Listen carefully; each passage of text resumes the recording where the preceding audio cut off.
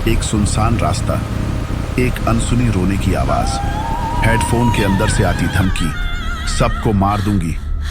और फिर पीछे भागती एक औरत जिसे सिर्फ एक ही इंसान देख पा रहा था। लेकिन असली डर तब शुरू हुआ जब सुबह पता चला ये सब सिर्फ डर नहीं था, बल्कि किसी गलती की सजा थी। ये घटना साल 2018 की है।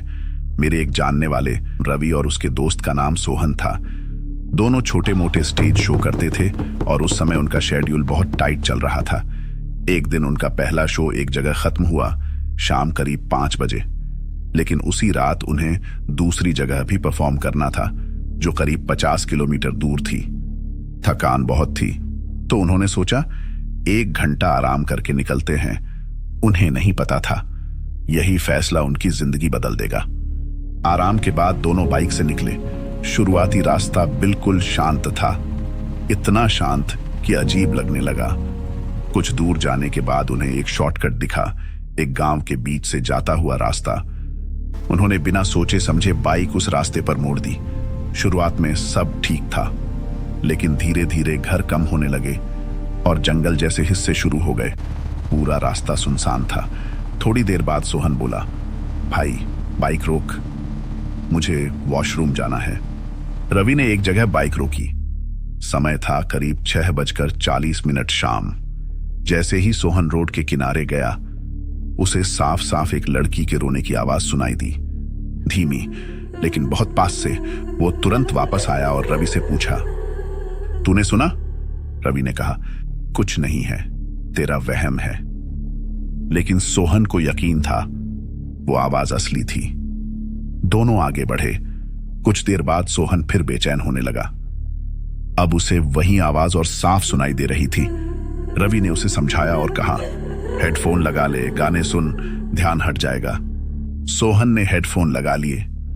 कुछ देर सब ठीक रहा, लेकिन अचानक गाने बंद हो गए और उसी हेडफोन के अंदर से एक आवाज आई, एक औरत की आवाज, सबको मार दूंगी। सोहन डर के मारे कांप गया।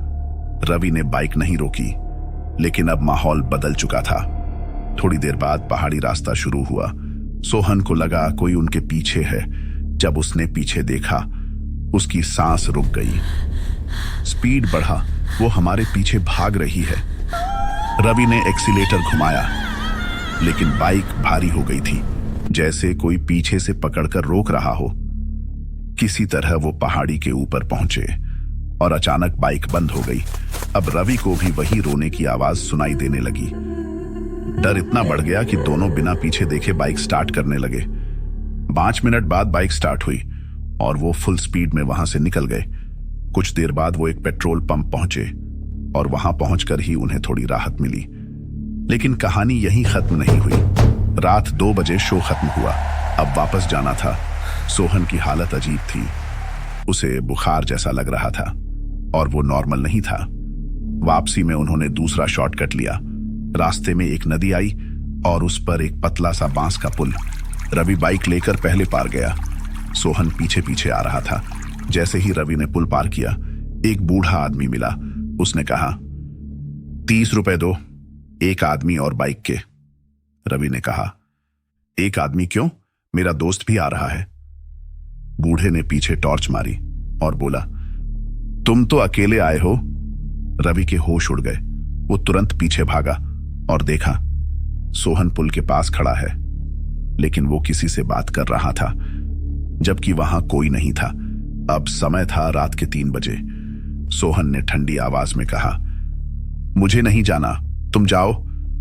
रवि ने उसका हाथ पकड़ा और जबरदस्ती उसे खींच लाया। बूढ़े आदमी ने कहा, सुबह होने तक यहीं रुक जाओ। उन्होंने उसकी झोपड़ी में रात बिताई। वो बूढ़ा सब सुनकर बोला, तुम्हारा दोस्त अब नॉर्मल नहीं है, किसी बाबा को दिखाना। सुबह तक सोहन की हालत और खराब हो गई। पूरी बॉडी में दर्द, जैसे उसने रात भर कुछ सहा हो। घर पहुंचने के बाद सुबह 9 बजे रवि को कॉल आया। सोहन ने अपने हाथ ब्लेड से काट लिए थे। घर वाले घबरा गए। उन्होंने एक बाबा को बुलाया। जब पूजा शुरू हुई, सोहन ने विरोध किया। उसे पकड़ने के लिए 7 से 8 लोग लगे। उसकी आंखें बदल चुकी थीं और जब उसने बोला, तो उसकी आवाज उसकी नहीं थी, वो एक लड़की की भारी आवाज थी। तुमने मेरे ऊपर पेशाब किया, मैं तुम्हें नहीं छोड़ूंगी। तभी सब समझ आया, जिस जगह सोहन गया था वहां शायद कुछ था जिसे उसने अनजाने में अपमानित कर दिया। बाबा ने ताबीज पहनाया और कहा, 1 महीने तक इसे अकेला मत छोड़ना। धीरे धीरे 1 महीने बाद सब नॉर्मल हुआ, लेकिन वो रात, वो आवाज और वो गलती आज तक उन्हें नहीं भूल पाई। कभी कभी जो बातें बुजुर्ग हमें समझाते हैं उनके पीछे कोई कारण जरूर होता है। हर चीज विज्ञान से नहीं समझाई जा सकती, कुछ चीजें बस महसूस की जाती हैं।